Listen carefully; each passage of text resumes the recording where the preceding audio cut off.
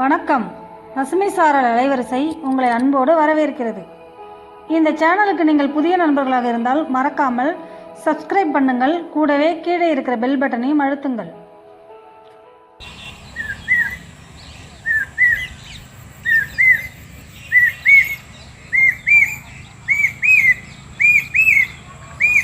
பசுமை சாரல் நண்பர்களுக்கு பசுமை வணக்கம். இன்றைய தினம் நம்ம எங்க வந்திருக்கோம்னு பார்த்தாக்கா, தூத்துக்குடி மாவட்டம் ஸ்ரீவைகுண்டம் என்ற ஒரு அழகான கிராமத்துக்கு வந்திருக்கிறோம். பக்கத்துல இருக்க அருமை பெரியவர் முருகன் அவங்க எப்படி நம்மளை தொடர்பு கொண்டாங்கிறது ஒரு சுவாரஸ்யமான விஷயம் இருக்கு. நான் திருநெல்வேலி மாவட்டத்துக்கு 2 நாள் டூர் வரலாம் அப்படின்னு சொல்லிட்டு நிறைய விவசாயிகளை பார்க்கலாம்னு சொல்லிட்டு ஏற்கனவே ஃபிக்ஸ் பண்ணிட்டு நான் வரலான்னு சொல்லிட்டு முகநூல்ல ஒரு பதிவு போட்டேன். இந்த மாதிரி 2 நாட்கள் திருநெல்வேலி மாவட்டத்துல இருப்பேன், கல்லிடக்குறிச்சி பகுதியில் இருப்பேன்னு சொல்லிட்டு ஒரு பதிவு போட்டேன். அந்த பதிவை பார்த்துட்டு நேற்று எனக்கு ஃபோன் பண்ணாங்க. இந்த மாதிரி இவ்வளோதான் வந்திருக்கீங்க, உங்களை எனக்கு நல்லா தெரியும், உங்கள் சேனல் பார்த்துட்டு இருக்கிறேன், உங்களுடைய சோழமண்டல இயற்கை உழவர்கள் கூட்டமைப்பு நடத்தும் விழாக்கள்ல நான் கலந்துருக்கேன், உங்கள் டாக்டர் தெரியும், மயில் வாகனம் தெரியும், குமார் தெரியும் அப்படின்னு சொல்லிட்டு என்கிட்ட பேசினாங்க. எனக்கு ரொம்ப சந்தோஷமா இருந்துச்சு. சரிங்க, நான் டைட்டான ஷெட்யூலில் இருக்கேன், இருந்த போது நான் வந்துடுறேன் அப்படின்னு சொல்லிட்டு இன்னைக்கு மதியானம் கல்லிடக்குறிச்சியில் வேலையை முடிச்சுட்டு அதுக்கப்புறம் அவசர அவசரமாக தூத்துக்குடி மாவட்டம் ஸ்ரீவைகுண்டத்துக்கு வந்திருக்கிறேன்.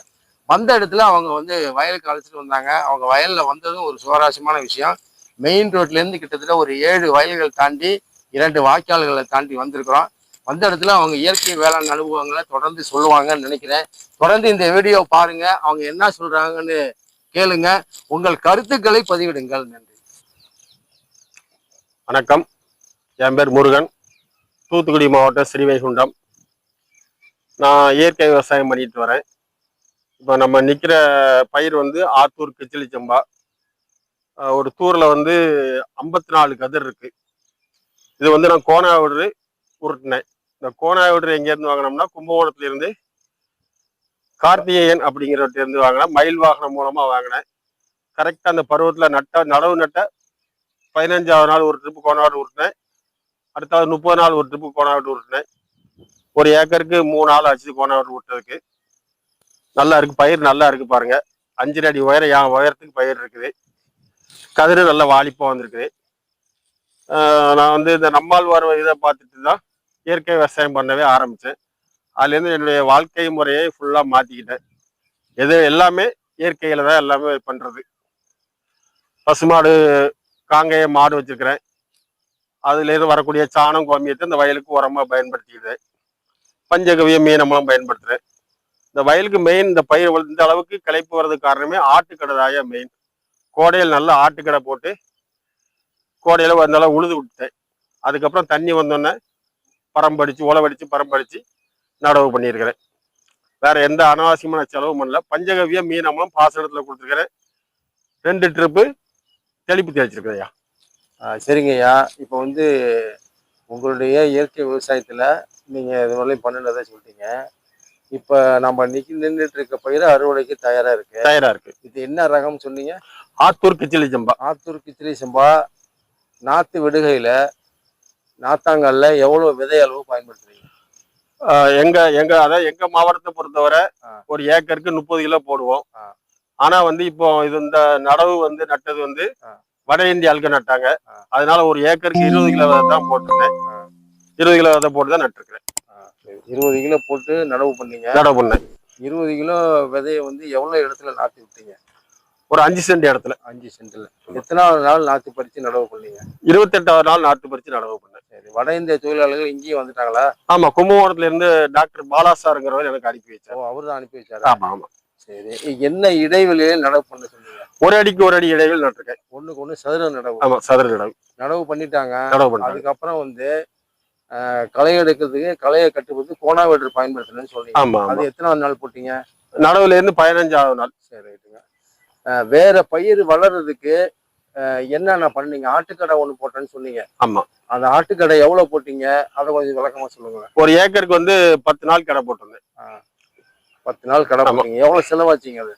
அது ஒரு நாளைக்கு 500 ரூபா 5000 ரூபா ஆச்சு. 5000 ரூபா ஆச்சு.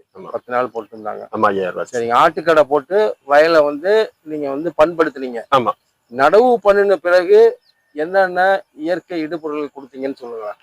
நடவு பண்ணதுக்கு அப்புறம் இந்த வயலுக்கு பஞ்சகவியம் ஒரு ட்ரிப் பாசனத்துல கொடுத்துருக்கிறேன். 2 ட்ரிப்பு ஸ்ப்ரே பண்ணியிருக்கிறேன். பஞ்சகவியம் மீனமலம். எத்தனாவது நாள் நடவு பண்ண பிறகு எத்தனாவது நாள் ஸ்ப்ரே பண்ணீங்க? 23வது நாள் ஸ்ப்ரே பண்ணேன். என்ன அளவுல ஸ்ப்ரே பண்ணீங்க? ஒரு 10 லிட்டர் தண்ணிக்கு 300 ml பஞ்சகவியமும் 100 ml மீனமலமும் 2 கலந்து தெளிச்சேன். அந்த மாதிரி எத்தனை முறை தெளிச்சீங்க? 2 ட்ரிப் தெளிச்சிருக்கிறேன். எந்தெந்த நாட்கள்ல? 23வது நாள் ஒரு தடவை, 42வது நாள் ஒரு தடவை. சரி, இது போக வேற என்ன பயன்படுத்துறீங்க? இது போக வேற ஒண்ணும் பயன்படுத்த. வேற எதுவும் பயன்படுத்த. இந்த 2 இடுபொருள் தான் கொடுத்தீங்க. ஆமா. ஆட்டுக்கடை போட்டீங்க, சதுர முறையில் நடவு பண்ணீங்க, 15வது நாள் கோணாவெட்டு போட்டீங்க, மீனமையிலும் பஞ்சகாவே தெளிச்சிருக்கேன். இது எல்லாம் எத்தனை நாள்ல முடிச்சிட்டீங்க? எல்லாம் 50 நாளுக்குள்ள எல்லாத்தையும் முடிச்சிட்டீங்க. 50 நாள்ல நீங்க இடுப்புலாம் கொடுத்து முடிச்சிட்டீங்க. நம்ம வயலுக்குள்ள அதுக்கப்புறம் இறங்கல. களையதுக்கு எல்லாத்தையும் முடிச்சிட்டீங்க. ஆமா. அதுக்கப்புறம் நீர் பாசனம் மட்டும் பண்ணீங்க. நீர் பாசனம் மட்டும் பண்ணி. நம்ம ஊர்ல என்ன பாசனங்க? எனக்கு தாமிரபரணி ஆத்து பாசனங்க. ஆத்து பாசனம். ஆமா. சரிங்க, இப்போ வந்து 50 நாள்ல இடுப்புலாம் கொடுத்து முடிச்சிட்டீங்க. பயிர் இந்த அளவுக்கு வளர்ந்துருக்கு. இந்த சதுர முறையில ஒரு நடவுக்கு எத்தனை நாத்து வைக்க சொன்னீங்க? 6 நாத்து வைக்க சொன்னேன். 6 நாத்து வைக்க சொன்னேன். இப்போ வந்து நிறைய நம்ம பயிரை பார்க்கும்போது கிளைகள்லாம் நிறைய வெடிச்சிருக்கு. எவ்வளவு கிளைகள் இருக்குன்னு? 80 தூர் இருக்கு. அதிகபட்சம் 80 கிளைகள் இருக்கு. 80 கிளைகள் இருக்கு. 80 கிளைகள் இருக்கு. 80 கிளைகள்ல எவ்வளவு மணிகள் எத்தனை தூர்ல மணிகள் வந்திருக்குன்னு பாத்தீங்களா? 55 தூர்ல மணிகள் வந்திருக்கு அதிகபட்சமா. குறைஞ்சபட்சமா 30 தூர். 30 தூர்ல மணிகள் வந்து குறைஞ்சபட்சம் 30 தூர். ஒரு சரிங்க, இப்போ வந்து நீங்க வந்து இந்த இயற்கை இடுபொருட்களை கொடுத்து ஆட்டுக்கடை போட்டு சதுர முறையில் நடவு பண்ணிட்டு பார்க்கையில வந்து மணிகள்ல நல்லா நிறைய பிடிச்சிருக்கு. ஒவ்வொரு கதிரில மணிகள் நிறைய பிடிச்சிருக்கு. நீங்க என்ன நினைக்கிறீங்க சொல்லுங்க? அதான் மணிகள்லாம் எண்ணி பார்க்கல. ஆனா வெயிட் நல்ல மணிகளோட நெல்லுடைய இடம் வந்து நல்லா அதிகமா இருக்குது.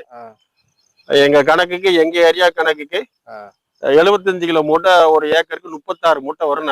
குறைஞ்சபட்சம் 36 மூட்டை கிடைக்கும் எனக்கு அப்படின்னு எதிர்பார்க்குறீங்க? நம்ம 75 கிலோ மூட்டை 36 மூட்டை கிடைக்கும். சரி சரி. இது என்ன பருவம்? என்ன சீசன் இது? இது வந்து பிசான பருவம். பிசான பருவம். இப்ப கடந்த வருட பிசானத்துல இதே மாதிரி ஆற்காடு கிச்சிலி சம்பா நடவு பண்ணீங்களா? இல்ல இல்ல இல்ல. கடந்த வருடம் எப்ப நீங்க இதுக்கு முந்தைய என்ன மகசூல் கிடைச்சதுன்னு தெரிஞ்சுக்கிறதுக்காக கேட்கிறேன். இதுக்கு முன்னாடி பல்கலைக்கழகம், அதாவது பிபிடி 5204 பயிர். சரி சரி. இப்ப வந்து ஆத்தூர் கிச்சிலி சம்பா இந்த அளவுக்கு வருது. சரிங்க ஐயா, நீங்க இப்ப இந்த குறைந்த அளவு தான் இடைப்பொருட்கள் கொடுத்துருக்கீங்க. ஆட்டுக்கடை போட்டிருக்கீங்க, குறைந்த அளவு இடைப்பொருட்கள் கொடுத்துருக்கீங்க. சில பேர் நிறைய இடுப்பொருட்கள்லாம் பண்ணிக்கிட்டே இருப்பாங்க. ஆனால் அதுக்கு மத்தியில் நீங்கள் ஒரு 2 முறை தான் இடுப்பொருட்கள் கொடுத்துருக்கீங்க. இந்த அளவுக்கு பயிர் நல்லா செழிப்பாக வளர்ந்துருக்கு. மணிகள் எண்ணிக்கை அதிகம் இருக்குது. பார்க்கும்போதே ஆச்சரியமாக இருக்குது. இதுக்கு என்ன காரணம்னு எதுவும் சொல்ல முடியுங்களா? பயிர் இந்த அளவுக்கு செழிப்பாக வளர காரணமே ஆட்டுக்கடை போட்டதும் 2 ட்ரிப்பு கோணாவெட்டு விட்டுருந்தோம் தான் ஐயா. கோணாவெட்டு நல்ல பயன் இருக்கு. கோணாவெட்டு விட்டு தான் களைகளை நல்லா கட்டுப்படுத்துறது. சிம்புகள் வந்து அதிகமாக தூர் வெடிச்சுது. ஆமா. இது வந்து பக்கத்துல நிக்கிறது என் பேரன். அவனும் இப்பவுமே விவசாயத்துல பழக்கிறேன். அவன் ஓரளவுக்கு படிப்பு முடிச்ச உடனே எனக்கு ஒரு 7 ஏக்கர் விவசாய நிலம் இருக்கு. எல்லாமே பாரம்பரிய ரகம் பண்ணணும் அப்படிங்கிற அவனையும் விவசாயத்துல அவனுக்கு போய் இறக்க போறான். விவசாயத்துல தயார்படுத்திட்டு இருக்கேன். வாழ்த்துக்கள். உங்க பேர் என்னையா? மகாதேவ். சரிங்கய்யா, இப்ப வந்து இயற்கை விவசாயத்துல நீங்க வந்து கடந்த வருடம் சாகுபடி பண்ண நெல்மணிகளை எப்படி அதை மார்க்கெட் பண்றீங்க? ஐயா, நான் மதிப்பு கூட்டி அரிசியா தான் கொடுக்குறேன் ஐயா. அரிசியா கொடுக்குறேன். அரிசியாவுக்கு எப்படி அதை மக்கள்கிட்ட வந்து எப்படி கொண்டு போய் சேர்க்குறீங்க? என்கிட்ட அரிசி இருக்குங்கிறத எப்படி தெரியப்படுத்துறீங்க? அது நான் பண்றத, விவசாயம் பண்றதை பார்த்து எங்க ஊர்ல நிறைய பேர் என்கிட்ட விரும்பி வாங்குறாங்க.